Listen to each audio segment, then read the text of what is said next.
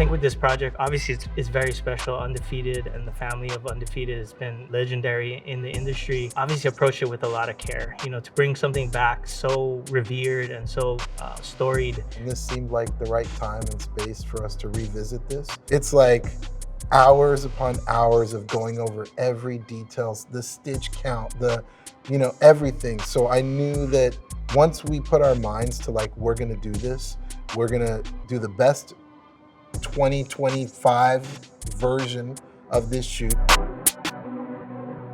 So obviously the colorway and the blocking we wanted to maintain.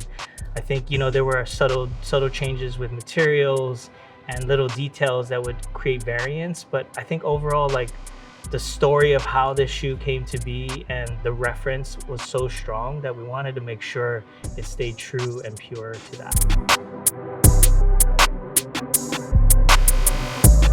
We really wanted to dial the color in. It was important to get the right hue of olive drab. I'm a big olive. That's something we talk about in the office a lot, because that's not only like an important color for this shoe, it's kind of an important color for the Undefeated brand. So we talk about that a lot. So getting that right was big. My role in this process, again, was to help usher this forward, really just being a pillar to lean on for the design team here, for our development team, and obviously for the Undefeated team, who's been such great partners throughout this process, but just helping us to deliver on time and ensuring that, again, we're bringing back such an iconic product and really high expectations and making sure that we're putting our best foot forward. Along the years from 1989 to now has changed a lot. And there are a lot of things that the factory did to become really good at making a lot of shoes really quickly.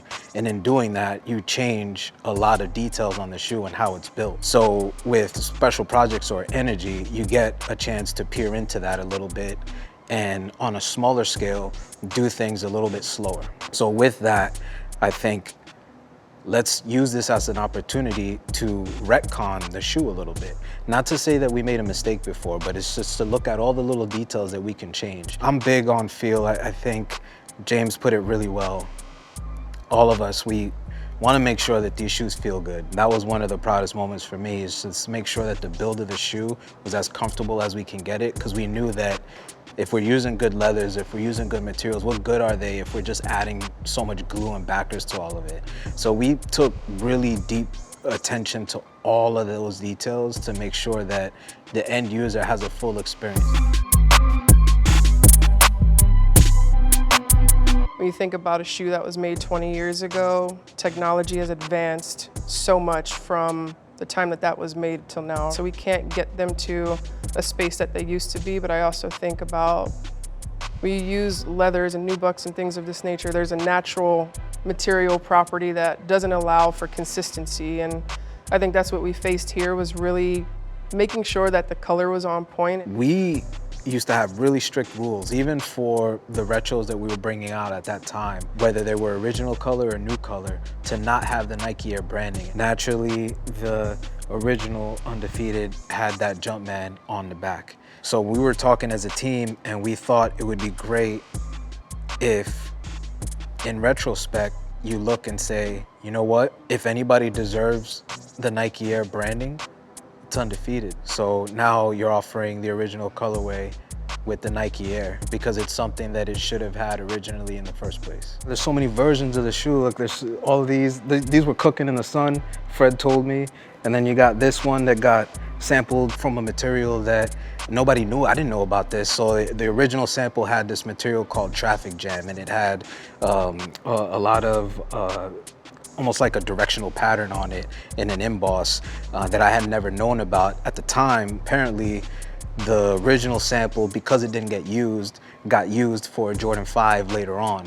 So that's just such a cool story to piece together, and with the fellas in tow, I think it was, for me, a beautiful moment to just be around a group of people that were on board or on the same page, able to geek out on all these things. Packaging is such an important piece to the footwear experience, and that's something in energy or special projects we take extremely seriously. For this, we really wanted to revisit a nice little gem, which is where we created, or recreated this box for this, again, anniversary moment.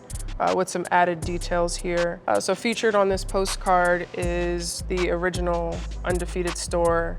And I will say, as we landed what this picture was gonna be, there was a lot of conversation about what should go on here, right? Again, this is such a monumental moment. To me, the best projects are the ones where people get it for whatever reason, and it's usually just for the hype or whatever, and then they get it, and it's like fine wine. They learn to appreciate it, see the details, live with it. You know, it's kind of why I love products so much, because you get to spend time with it. Shoes are so personal, and you get to, like, every day you put it on and notice things that you haven't noticed. You touch something you haven't touched before. There are a lot of brands that have been here from the beginning that have really, like, shaped, I would call it the foundation of what everything is built off of.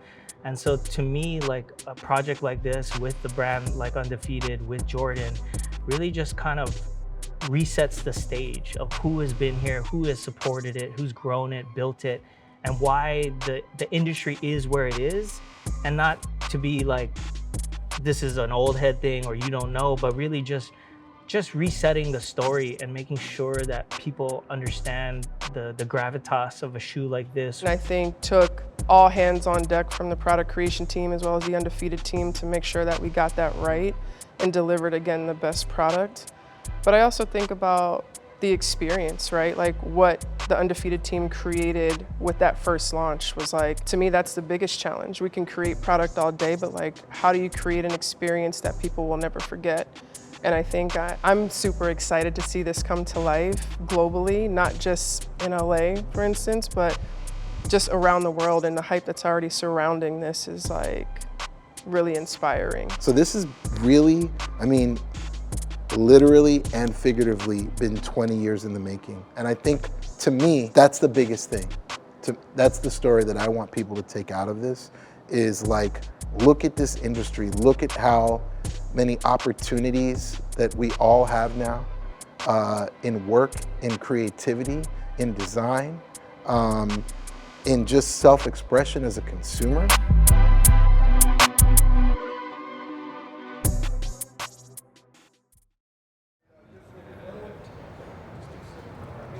It wasn't really about the money. You're not gonna make a lot of money selling 72 units, so let's make an impact. It was about the culture and, you know, spreading love. I'm proud that we still have something that when people see it, they still have an emotional connection to it. And the kid who's shopping now wasn't born when we first started. So it's still new for them, and it's still an exciting moment to look at it and be like, I now have a piece of history. Like, they can have their own story about how Undefeated has been a part of their life.